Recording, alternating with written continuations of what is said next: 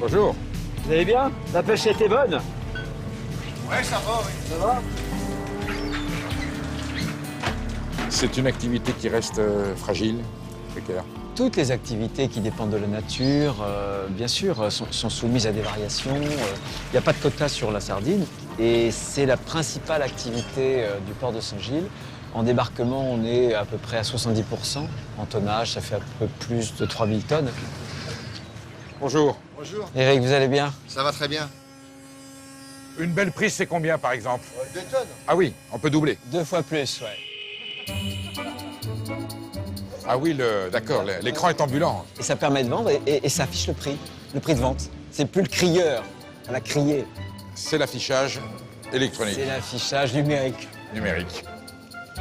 C'est une œuvre d'art. Hein. C'est extraordinaire, C'est argenté avec de la nacre, des reflets bleus, c'est extraordinaire. c'est magnifique. Et c'est un poisson sauvage, et il est sain. Ça peut se manger cru, hein. Sublime. Je vous fais goûter, monsieur le sénateur. ouais. Sardine crue, c'est top. Voilà. J'adore le poisson. La sardine, donc, c'est le seul poisson sauvage qui est un label rouge. Et depuis un peu plus d'1 an, elle est inscrite au patrimoine immatériel culinaire en Culinaire, France. culinaire. Voilà.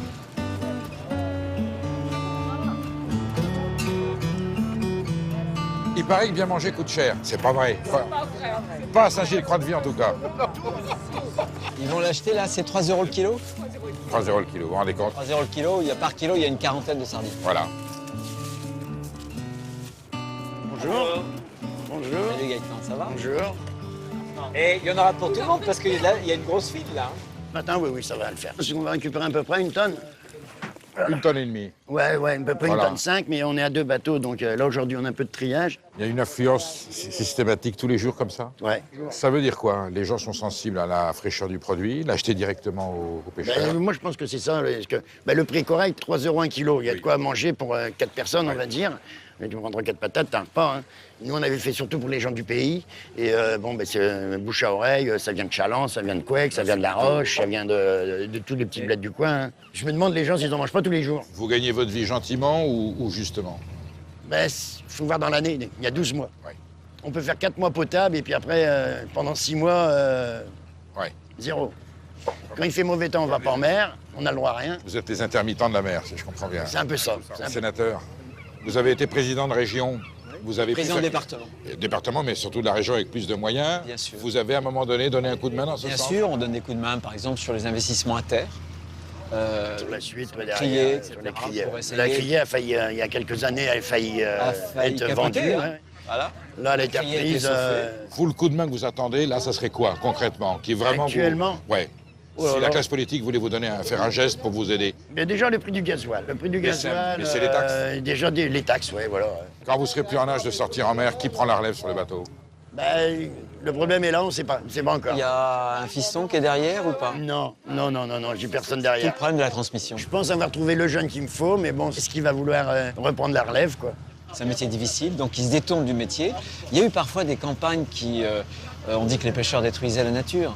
Et ça fait du mal. Ça, c'est vrai que... C'est ouais, faux. pas de- C'est Ah faux, non, c'est non, pas c'est cette le travail. pêche. C'est le contraire. C'est pas, Oui, le but, c'est on pas est- notre but de manger... C'est des bateaux, c'est la pêche artisanale. Ouais, c'est pas Donc ça, un jour, on peut avoir un patrimoine de pêche française qui est en disparition parce qu'on n'a pas de relève. C'est déjà le cas. On est passé à Saint-Gilles, il y avait une centaine de bateaux. On est passé en quelques années à 40 bateaux. Moi, j'avais commencé à 14 ans et demi. On voit que c'est de plus en plus dur, quoi. Et il faut de la passion. Autrement, je reste pas longtemps. Salut Salut, Gaëtan, les gars. merci, à bientôt. Mais de rien, les gars. Allez, et merci. Allez. Bon courage à vous aussi. Alors maintenant, on va quitter le littoral, on va s'enfoncer un peu dans les terres, on va aller dans la capitale de la volaille, à Chaland. On va aller voir un producteur sur les poulets de Chaland. Voilà, C'est autre on chose. change de registre. Mais c'est un produit aussi de qualité.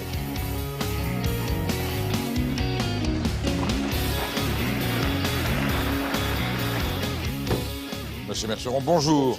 Bon, très heureux de vous accueillir sur le territoire du poulet de Chaland. Et puis, on va vous montrer le beau produit qu'on peut faire avec cette magnifique souche de poulet. Allez, on va aller par là. Donc elles sont confinées la nuit. Oui, pour éviter les prédateurs, tout simplement. Le renard, il est comme nous, il aime bien le poulet de Chaland. Vous avez encore des renards en Vendée. Oh oui, bien sûr. Donc là, on va pouvoir leur offrir la sortie journalière. Réglementairement, à 9 h, elles doivent être dehors. Donc, Voilà. Ah oui, c'est automatisé. oui.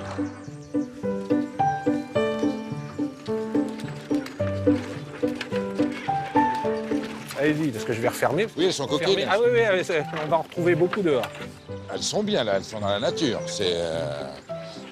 Je trouve votre prairie très préservée. Il y a combien de têtes? C'est réglementaire, hein. C'est 11 animaux au mètre carré par rapport à la surface du bâtiment, donc 400 mètres carrés, 4400 animaux. Et après, il y a 1 hectare 20 de parcours. Alors ça, ce sont des connus, hein. Voilà, connus de Challans. J'en connais dans le sud-ouest. Bien sûr, c'est la race classique. J'ai pas vu en noir. C'est une race emblématique et historique du territoire chalandais. Petite crête et plumage assez léger. Il y a Alors- chaland et chaland ou non? On respecte le cahier des charges En systématiquement. label rouge. En label rouge. Label rouge, j'entends Quand bien. il y a la marque Chaland et l'IGP, puisque c'est un label rouge et une IGP, puis là, la poulette, c'est vraiment le summum au niveau de la qualité gustative. Alors celle-là est arrivée à quel âge, par exemple? Alors, on les reçoit à 1 jour, et puis l'élevage en bâtiment, puisqu'il faut les chauffer, bien sûr, hein, on est sur des poussins, surtout dans les périodes d'hiver. Elle va passer minimum 81 jours, mais plutôt 87, 8, voire 90 jours dans l'élevage. Oui. Et de 5 à 12 ou 13 semaines, elles sont en accès extérieur. Tous les jours. Tous les jours. On va lui rendre son... On va lui rendre sa liberté. Elle va y retrouver ses congénères. Allez. Oh, Il faut qu'elle retrouve un peu ses esprits. Elle n'est pas farouche, hein. non. C'est une activité importante pour le département, monsieur le sénateur, Énorme. la volaille. La Vendée, c'est un département d'élevage parce qu'une grande partie de nos terres était pauvre et c'est l'élevage en réalité qui a été la première activité pour nos agriculteurs.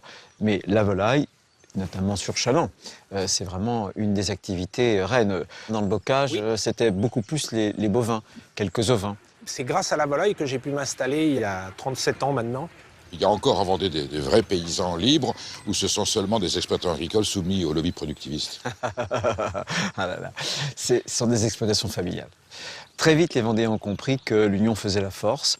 Et c'est ici, par exemple, que la forme sociétaire, les GAEC, etc., des exploitations familiales, mais on se regroupe, c'est là que ces formes d'agriculture solidaire ont pris racine. Alors évidemment, les surfaces se sont étendues. Et on a quand même ici la preuve qu'on peut faire de belles et bonnes choses dans un contexte. Ce qu'il faut dire, c'est que le poulet qui est consommé, notamment dans les cantines ou dans la restauration collective, une grande majorité sont importés.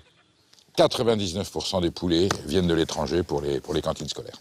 Et dire qu'on voudrait, avec le Mercosur, importer encore plus de poulets, et des poulets qui ne sont pas du tout fabriqués dans ces conditions-là, c'est une aberration qui est une aberration totale. Vous me redirez la même chose quand vous serez Premier ministre. Oui, c'est peut-être pas demain la veille, Non. mais je n'ai jamais bougé Parce de que ce point de vue-là. c'est enregistré, hein? On est témoins. Hein? On vous le rappellera.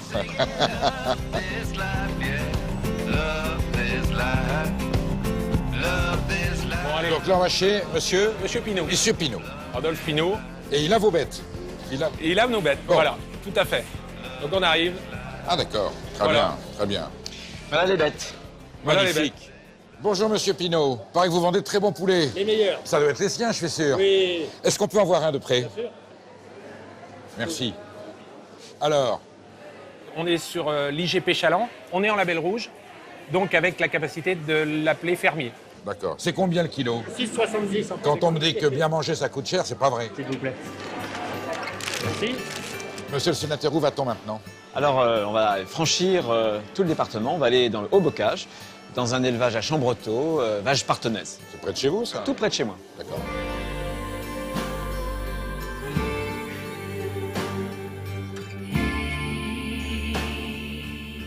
On change totalement de paysage, là. On change de paysage, on est dans le Haut-Bocage, on n'est plus du tout en pays de marais ou ni sur le littoral, on est à Chambretot et on change de visage aussi. Hein. Vous allez découvrir des belles personnes aussi. La famille Herrero, petite ferme familiale avec un troupeau de partenaises qui est mené de façon traditionnelle. Race emblématique du Poitou, hein. On est... Absolument. C'est les racines poitevines de la région. Bonjour. Madame, vous êtes Chantal Tout à fait. et vous êtes Joseph, c'est ça? Oui. Salut Joseph. Ça va? Alors vous menez l'exploitation tous les deux? Tout à fait. Bah, tous les Pas deux. plus que moi-même et notre fils, qui va bientôt s'installer, hein, prochainement. On prend notre temps. Ah, la relève est assurée alors? Oui. Ah, ça c'est important parce que De c'est génération en génération. combien de générations? 6, 7. Joseph, vous êtes là, les héros sont là depuis... Il y a 280 ans. Donc vous en avez ramassé des cailloux dans les Oui. champs. On peut aller voir les vaches tout de suite? Tout à fait. Oui, oui.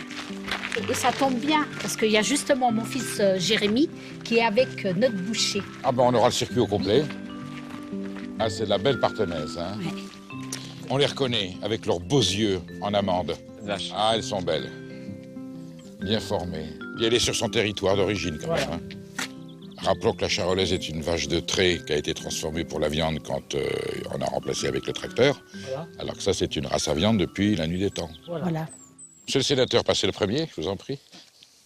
Je vais me faire un cornet, non? Ben, c'est vous l'homme du terroir, vous êtes élu. Elles sont grasses, je trouve, déjà, là. Oh, elles sont pas à point. Elles sont pas à point. Non. Ça peut encore être plus que ça. Donc ça démarre de 3 ans et demi à 6-7 ans, quoi. Mais on leur fait toutes faire à vous.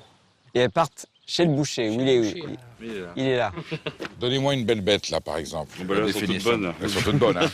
Il n'y a pas de doute. Bon, donc là, elles sont à l'engraissement, c'est-à-dire qu'elles ont uniquement du fourrage, mais elles sont à la prairie, elles sont à l'herbe le reste du temps. Oui, tout à fait. Par contre, on a la chance aussi qu'elles ont un parcours d'exercice, nous. Oui, comme c'est on ça. est sur les coteaux. Oui. Donc elles ont accès aux bâtiments, la nourriture à volonté. Bruno Retailleau, c'est pas le genre d'élevage que la République a encouragé, hein, pendant des décennies. Et même le parti auquel vous appartenez, quand il y avait des miséricultures, c'est pas vraiment ça qu'on soutenait. On a toujours, nous, connu en Vendée ce type d'élevage, exploitation familiale. Il y a le papa, la maman, Jérémy qui est le fils.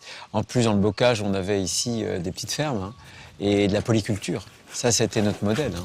Donc un modèle à encourager, n'est-ce pas? Bien sûr, bien sûr. Bien sûr, mais c'est, je crois, plus facile à l'encourager aujourd'hui parce que le consommateur se tourne aussi vers la qualité. Et il comprend que la qualité, ça se paye un peu plus. Heureusement qu'ils ont tenu le coup, parce qu'il y en a d'autres comme eux ailleurs qui n'ont pas vu la fin de l'année. C'est-à-dire que quand on a connu les premières crises, la mise en place des quotas laitiers et l'invasion de viande étrangère en provenance d'Allemagne, ben là, on s'est retrouvé avec la nuitée du foncier qui doublait.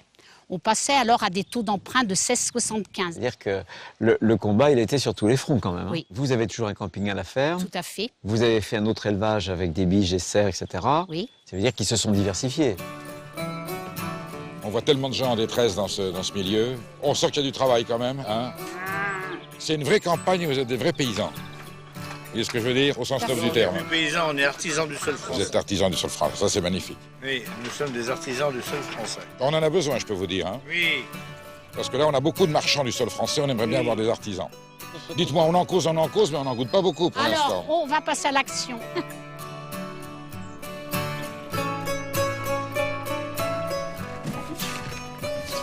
Alors, une bonne braise, voilà.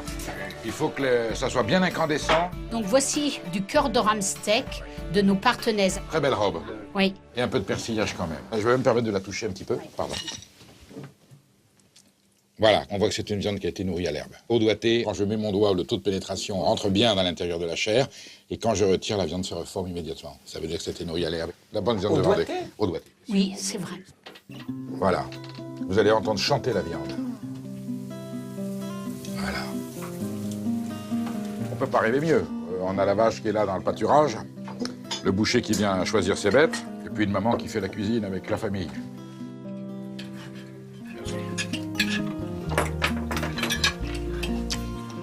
Tu vois, si t'as le temps d'enlever, hein. Ah ben oui, là, oui. Mais elle est parfaite. 18 sur 20 pour la sapidité, 18,5 pour la tendreté et 19 pour la flaveur. Chantal et Joseph, merci pour votre accueil et pour la qualité de ces produits.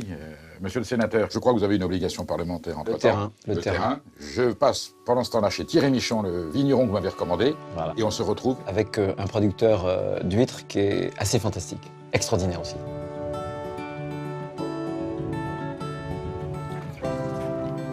Bonjour Thierry.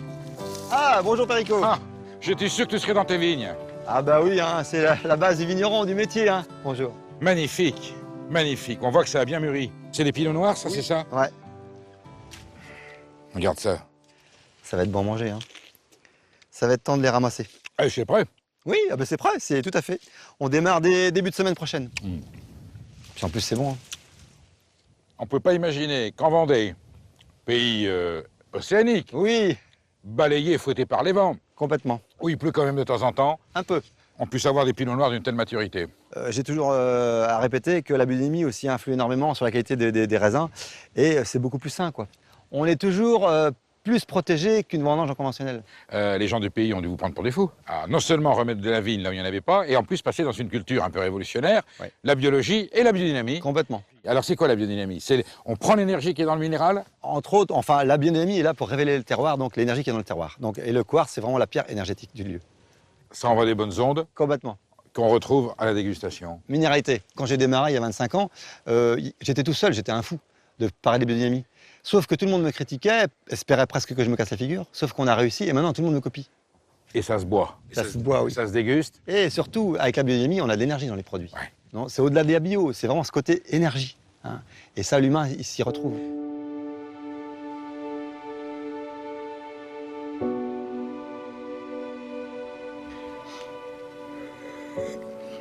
C'est très soyeux. J'allais dire pour du vin de Vendée. C'est rond, c'est souple, beaucoup de fraîcheur, et je sens la caillasse. Je sens le sol. Petite pointe d'iode salée. Merveilleux, ça. Thierry Michon, merci. On reviendra pour les vendanges. Avec grand plaisir. Merci, à très bientôt. Beaucoup. Merci pour votre visite.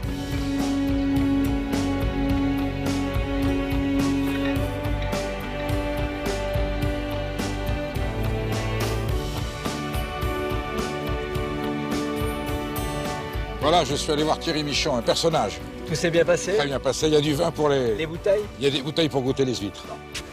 Alors ici, on est sur la commune de Talmont-Saint-Hilaire, qui est juste ici un petit peu au nord. Mais là, c'est un site qui est très très particulier. C'est un des plus beaux sites de Vendée. La mer est à quelques centaines de mètres. On la devine. Le petit fleuve serpente et D'accord. la mer est juste au-delà du cordon dunaire et la forêt. Et la forêt. La forêt de pin maritime. J'imaginais pas du tout ça en Vendée. C'est un espace très particulier qui va être protégé puisqu'il y a une procédure qui a débuté d'ailleurs pour le classement au titre des grands sites naturels. Ça veut dire quoi? Oh, ça veut dire qu'il va faire l'objet de mesures de protection pour éviter par exemple le tourisme de masse, mais qu'en même temps il puisse y avoir des activités humaines. Puis les Puisqu'il y a huîtres. Les huîtres, les ostréiculteurs. Fragiles, les huîtres. Oui. Et donc, à marée haute, tout ça est entièrement émettant. À marée haute, c'est une grande étendue d'eau salée, évidemment. Hein. Là, on la voit avec un coefficient relativement important. Et l'homme s'est coulé ici pour cultiver les huîtres. Évidemment, un port ostréicole qui s'est grévé là-dessus. C'est le port ostréicole donc, du Perret, la Guittière, exactement. La Guittière, il y a 5-6 ostréiculteurs, c'est tout petit, mais ils font une huître très particulière, une huître d'estuaire. Donc voilà, les parcs remontent jusque de ce cours d'eau. C'est le cours d'eau, c'est le Perret, c'est un petit fleuve. C'est pas une rivière puisqu'il se jette directement dans la mer à quelques centaines de mètres d'ici. C'est là que sont les huîtres qui sont élevées dans une eau à la fois saline, qui reçoit aussi l'eau pluviale en amont. Bon, si on remonte, on arrive chez Freddy. Et on va retrouver Freddy un peu plus haut là-bas.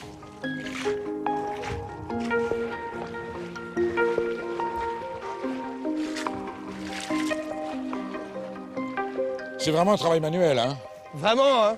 Tu vois, le produit naturel, voilà, les belles huîtres. C'est sympa. Bonjour Freddy. Salut Freddy. Ça va bien? Spécialité de la Guittière, la brune de casier. Donc elles sont bien sur le terroir. Ah, bien sûr, voilà. Elles voient la terre et elles mangent des choses qui sont dans le sol. Donc cette eau est un mélange d'eau de mer selon la marée et d'eau douce. C'est ça. Arrivée d'eau douce de la terre et arrivée d'eau de mer, l'océan Atlantique. Et c'est National. cet équilibre qui fait la qualité de l'huître. Forcément. Ni Ça fait trop un salé, affinage, ni ni trop trop doux. salé, etc. Son Comme goût on fait la noisette. farine de clair. Voilà, le fameux, goût goût noisette de l'huître. On fait du brassage d'huîtres toute l'année pour qu'il y ait la photosynthèse et qu'elle puisse grandir avec l'arrivée de l'eau douce au printemps et à l'automne. Et elles ont besoin de lumière, comme les plantes, pour Exactement, pousser. c'est la même chose. C'est incroyable. Pour Ça. grandir. Mais c'est pour ça qu'on met pas beaucoup d'huîtres dans la poche, c'est pour qu'il y ait beaucoup plus d'eau qui circule, effectivement, et le phytoplancton. Voilà, c'est aussi simple que ça. Là, on est en osmose avec les phénomènes naturels. Vous êtes un maraîcher de la mer. C'est ça. Vous cultivez des Simple que légumes, ça. des poireaux, des carottes, vous faites de la... Ça se résume à ça. avec la même fragilité et les mêmes enjeux. C'est un territoire un peu préservé ici, si je comprends bien. C'est un peu secret, non? C'est pour initier, comme on dit. Chez nous. C'est le plus petit port ostréicole de France. On est 13 en tout, ici, il y a des cabanes, mais on est entre 6 et 7 producteurs. Ça se goûte, ça? Ça se goûte. Ah oui? On y va? C'est prêt. Donc du producteur au consommateur, chez vous. La guinguette, c'est une guinguette, ça. Pareil. Le principe de la Guittière, c'est le coin des copains. Ça vous tente, monsieur le sénateur? Ah que oui. Ça fait plus qu'un an de tenter même. Elle a quel âge? 1, 2, 3, 4 ans. C'est ça. C'est ça. Vous voyez, Les stries. comme les rondelles d'un arbre. Le naissin qui est ici tout petit. La coquille suivante. Une deuxième. Une troisième. Quatrième ou cinquième. C'est les Voilà. strates. C'est la dernière strates. pousse. C'est les La strates. dernière pousse. Voilà. connaît tout, Perico. C'est Voilà, en tout extraordinaire. cas, c'est déjà beau à voir. Ah oui, il y a quand même une mise en scène. Ça, c'est un beau plateau de Ah fruits oui. de mer. Regarde, il n'y a qu'en Vendée que tu as un plateau pareil. Effectivement, ça a de la classe. N'est-ce pas? Allez, chacun votre petit verre. Voilà. Allez, À la Vendée à nous, à la Vendée. À la Vendée. À la Vendée. et à la France. Allez, on attaque. C'est parti. Là, on ne peut pas être plus direct depuis le producteur. Hein. On peut pas. Le pied, c'est ce qu'il y a de meilleur. C'est ça, la saveur. Voilà. La saveur. Voilà. Elles sont élevées avec passion, méthode, patience. Surtout, l'important, c'est d'attendre. Ce qu'on trouve en grande surface, les huîtres qui sont vides, Oui. voilà, sans saveur, sans âme, hein, c'est des huîtres qui ont été poussées, c'est le cas de le dire, parce qu'elles ont poussé, accéléré. C'est ce qu'on appelle des huîtres d'abattage, hein. C'est aussi simple que ça. Comme un poulet de batterie. C'est ça. En revanche, et c'est fondamental aujourd'hui, le consommateur doit admettre que cette qualité a un prix. Et qu'on ne peut pas aller toujours au prix le plus bas, qui est forcément de la mauvaise qualité, qui abîme tout le monde, les filières, l'environnement, les producteurs. La solution, c'est de réduire la quantité du bon. Voilà, donc moins, mais mieux. Je pense qu'il y a un engouement pour la belle production. On va revenir à ça. Je m'aperçois qu'il y a une belle jeunesse à l'école. Les écoles sont pleines. C'est quand même bon signe, les écoles de pêche et les écoles de production, mythiculture, ostréiculture. Et ça, c'est intéressant de savoir qu'il y a cette jeunesse qui va arriver. Il y a une question que je pose rituellement dans cette émission à vos collègues sénateurs et sénatrices. C'est une question qui est totalement hypothétique. Souvent, les probabilités sont moindres. Vous concernant, en faisant un petit peu de rétrofiction politique, nous savons qu'en 2017, si l'histoire avait été différente, vous auriez certainement occupé un poste à haute responsabilité dans la République. Vous seriez aujourd'hui aux affaires, ou qu'est-ce que vous prendriez comme première mesure immédiate pour sauver l'agriculture française? Attention, je vous sais proche de la FNSEA, ne commettez pas d'impair. Moi, je ne signerai ni le Mercosur, ni le CETA. Comment voulez-vous dire à nos agriculteurs qu'il faut monter en gamme? On a parlé de produits de proximité, de circuits courts. Moi, je ne connais pas de profession qui ait fait plus d'efforts, justement, pour tendre vers une qualité. Mais comment voulez-vous leur dire? Vous devez monter en gamme, vous devez avoir des pratiques exigeantes et autoriser des produits qui viennent du Canada, nourris à la farine animale. Nous, ça fait plus de 20 ans, 25 ans qu'on a interdit les farines animales. Très bien. 74% des produits phytosanitaires qui sont utilisés au Brésil sont interdits en Europe et en France. Alors on va faire venir des produits chez nous qui vont concurrencer nos agriculteurs et qui ne supportent pas les mêmes standards. Mais ça, c'est une hypocrisie totale. Les agriculteurs, il y en a un tous les 2 jours qui se suicident. Mais ça, c'est ça le scandale. Pour autant, vous appartenez à une famille politique qui a longtemps gouverné ce pays, avec une majorité parlementaire qui orientait l'agriculture française. Il y avait les systèmes productivistes que vous avez, à un moment donné, pas protégés, mais accompagnés. Est-ce que vous ne pensez pas qu'il y a une révolution agricole à faire qui remette tout en cause aujourd'hui? C'est pas supportable que la grande distribution capte la valeur des producteurs. On ne peut Certes. pas les paupériser. Vous ne me dites pas comment vous faites en sorte pour que les agriculteurs aient le moyen, le pouvoir de vendre, de fixer eux-mêmes le prix de leurs produits. Ce qui aujourd'hui est une aberration antilibérale, c'est le client qui fixe le produit. Comment le paysan peut vendre aujourd'hui le produit à son juste prix? Se protéger à l'extérieur, au niveau européen, parce que sinon, ça crée une concurrence absolument déloyale. Donc, il faut d'abord protéger à l'extérieur. Un peu de protectionnisme, ce mot est interdit, mais il faut moi, le je prononcer. le prononce parce que c'est la concurrence légale. Et ensuite, il faut remettre en cause les centrales d'achat. Eh bien, on a 4 ou 5 plateformes de distribution qui font le là. Et je suis désolé, on a empêché les agriculteurs d'avoir des filières, c'est-à-dire de s'organiser, d'avoir un rapport de force qui leur soit plus favorable entre eux et la grande distribution. La protection à l'extérieur et puis plus de justice à l'intérieur pour équilibrer ce rapport de force qui est totalement en défaveur de nos producteurs, en défaveur notamment de nos agriculteurs. C'est une évidence pour moi. Bruno Retailleau, merci de m'avoir accompagné et fait découvrir ce beau territoire qu'est la Vendée, cher à votre cœur. Surtout d'avoir rencontré des gens passionnés, enthousiastes et qui sont vraiment engagés dans la défense et la préservation de ce patrimoine et surtout la transmission. Quant à nous, je vous donne rendez-vous pour un prochain Manger, c'est voter où nous aurons l'occasion d'avoir des mêmes émotions et nous aurons toujours d'excellentes raisons de continuer à aimer ce beau pays qu'est la France. À très bientôt, ce sera sur Public Sénat. Merci.